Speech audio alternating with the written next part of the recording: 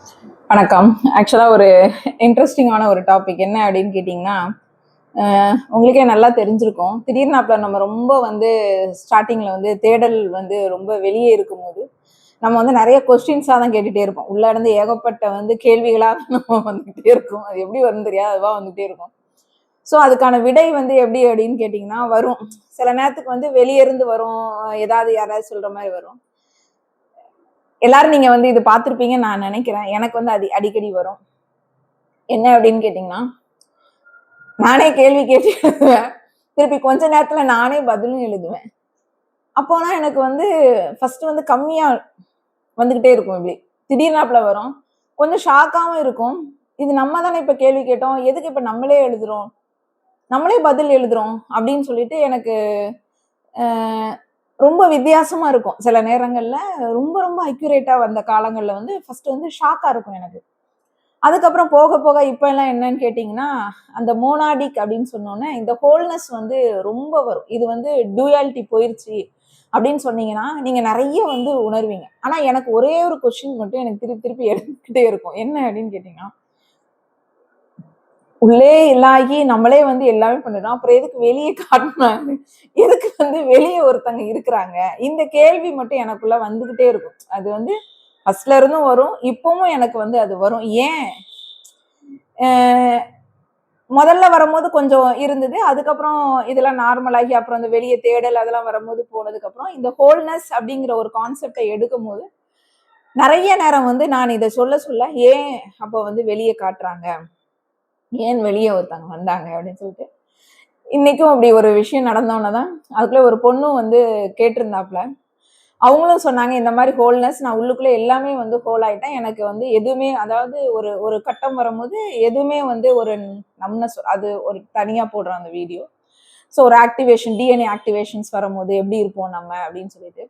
So அது வரும்போது தான் நான் ஓயாம இந்த கேள்வி வந்து எனக்குள்ள வந்துகிட்டே இருக்கும். அப்புறம் எதுக்குடா வெளிய ஒருத்தங்கள குடுத்தீங்க? உள்ளே எல்லாம் பண்ண வச்சிருக்கலாம்ல. ஒரு இது காட்டி அப்படின்னு சொல்லும்போது தான், அது என்ன அப்படின்னு சொல்லிட்டு பார்க்கும்போது தான் ஒரு இது கிடைச்சுச்சு. ஸோ அத சொல்றேன் உங்கட்ட.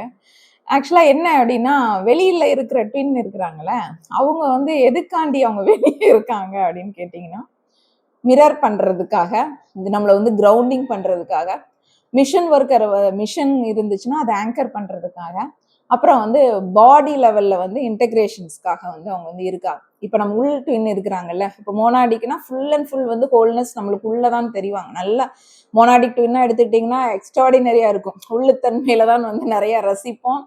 அது நடக்கும், நல்லா நடக்கும்.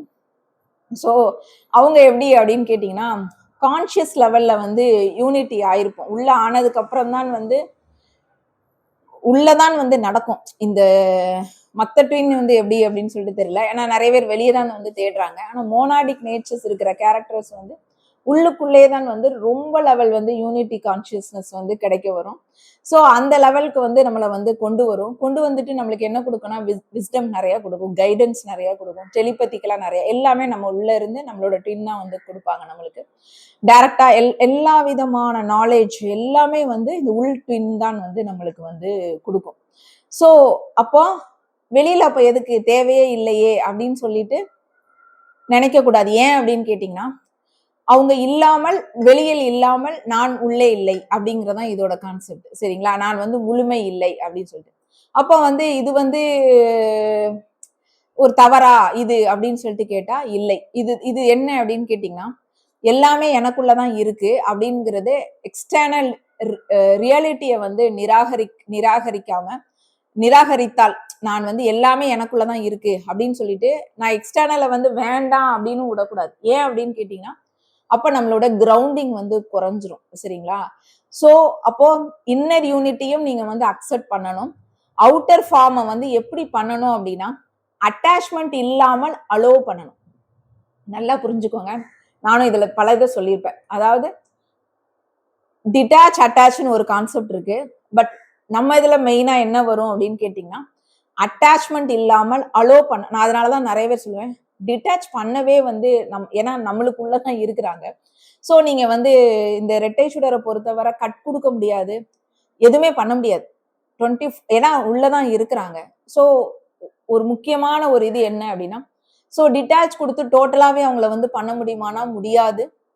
அ டிட்டாச்மென்ட் அப்படிங்கிறதே வந்து என்ன பொறுத்தவர இந்த ஜர்னில வந்து இவங்க கிட்ட வந்து அவ்வளவா ரொம்ப எடுபடாது.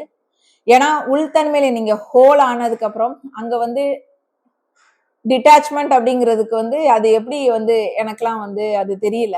ஸோ அட்டாச்மென்ட் இருக்கக்கூடாது. அட்டாச்மென்ட் இல்லாமல் அலோ பண்ணணும்.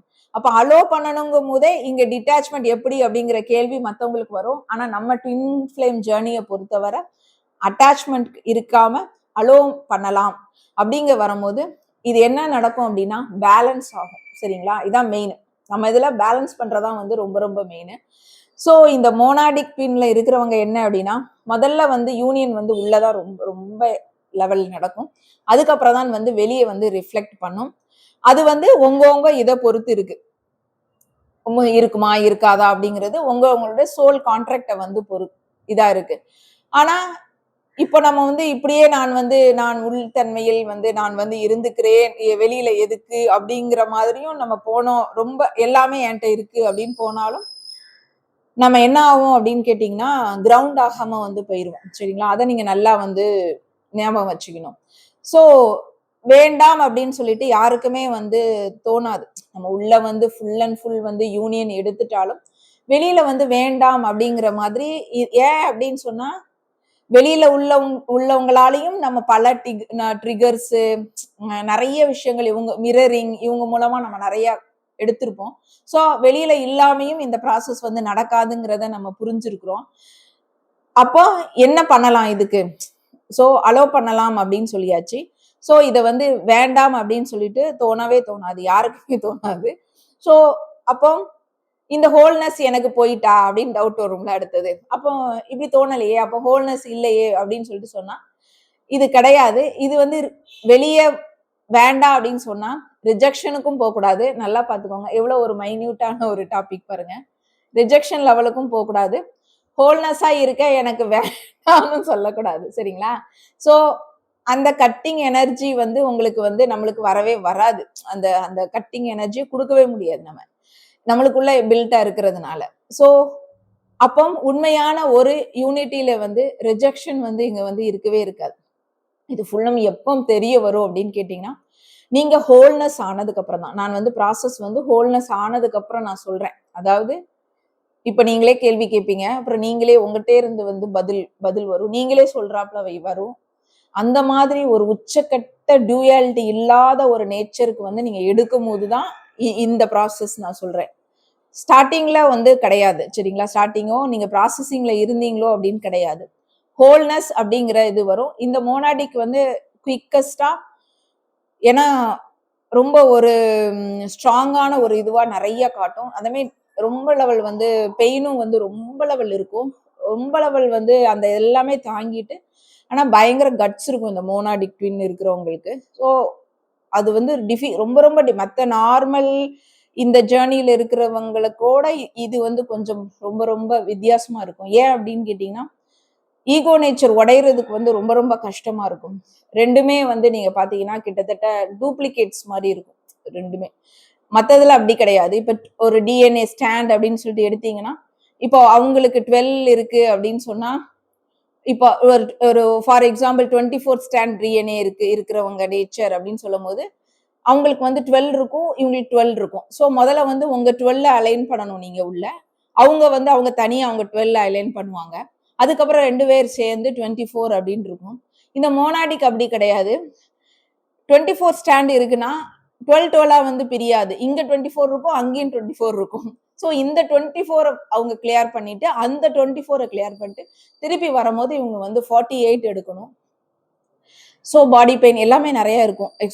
இது ரொம்ப ரொம்ப லெவல் வந்து தான் போகும் இது. ஆனா ஆனா குயிக்கா நடக்கும் இது. ஏன் அப்டின்னா, இது கொஞ்சம் பெரிய ப்ராசஸா இருக்கிறதுனால வந்து கடவுள் வந்து தாங்குற அளவுக்கு சக்தி குடுத்துடுறாரு. குடுத்துட்டு தான் அடுத்தது இது பண்ணுவாரு. ஸோ இதுல வந்து இன்னர் யூனியன் எப்படி இருக்கும்னா, ஸ்கைல இருக்கும். அவுட்டர் யூனியன் வந்து எர்த் பேசிஸ்ல இருக்கும். சரிங்களா? ஸோ எர்த் வந்து ஸ்கை வந்து டச் பண்ணணும். அதுக்கு தான் வந்து இந்த இந்த இந்த புல்னஸ் வந்து இருக்கும். அதாவது இந்த கேள்வி வருது இல்ல, அப்புறம் வெளியே எதுக்கு வெளியே எதுக்கு அப்படின்னு சொல்லும்போது ஹோல்னஸ் தான்.